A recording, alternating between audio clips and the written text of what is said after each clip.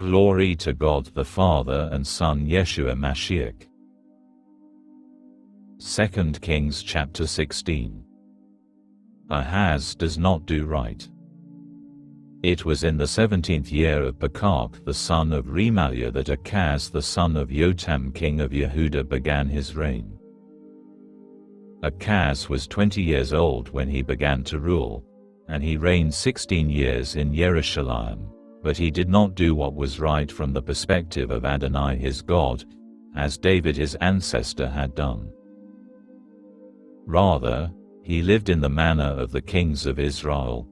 He even made his son pass through fire, as a sacrifice, in keeping with the abominable practices of the pagans, whom Adonai had thrown out ahead of the people of Israel.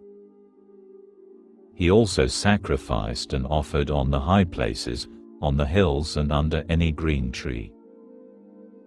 The state of the nations under Ahaz. Then Rezin king of Aram and Pekah son of Remaliah, king of Israel, came up to fight against Jerusalem. They put Ahaz under siege, but they could not overcome him.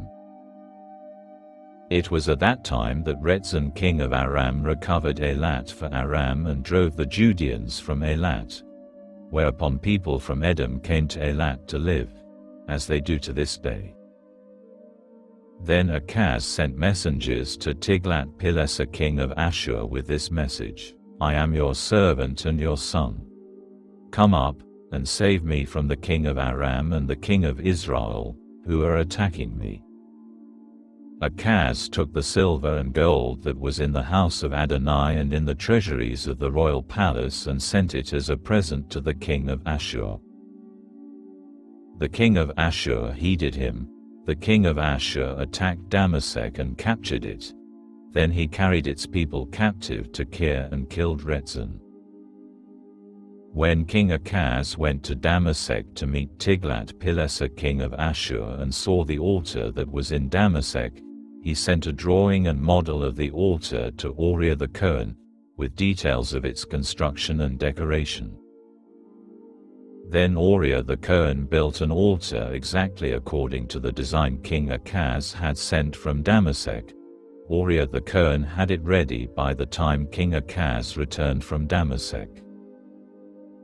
When the king arrived from Damasek, he saw the altar, and the king approached the altar and offered on it.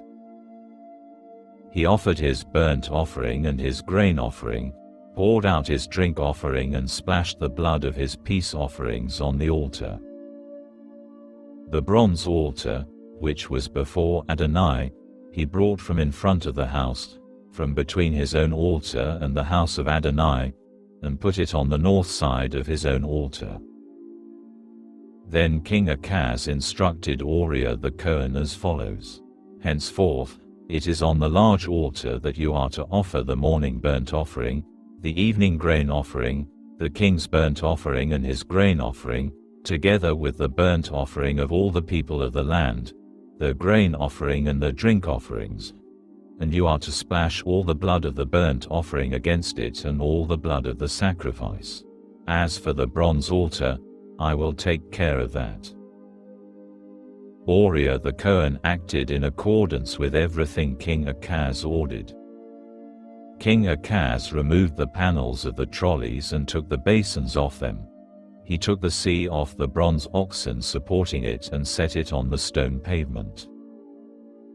And, because of the king of Ashur, he removed from the house of Adonai the colonnade used on Shabbat that had been built for it and the king's entranceway outside it. The death of Ahaz. Other activities of Ahaz and all his accomplishments are recorded in the annals of the kings of Yehuda. Ahaz slept with his ancestors and was buried with his ancestors in the city of David. Then Hiskiyahu his son took his place as king.